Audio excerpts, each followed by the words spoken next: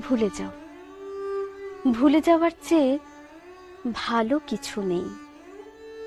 মানুষ অকারণে মনে রাখতে বলে। মনে রাখা শুধু কষ্ট পাওয়া। কেন কষ্ট পাবে? ভুলে যাওয়ায় মুক্তির আনন্দ। মনে রাখা বন্ধন যন্ত্রণা।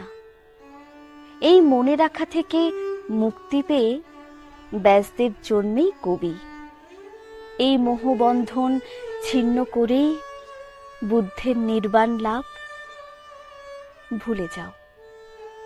কাকে কি কথা দিয়েছ, কোথায় কি প্রতিজ্ঞা করেছ, রুমাল নিয়েছ কার, কার হাতে দিয়েছ গোলাপ। এই সব গন্ধ স্পর্শ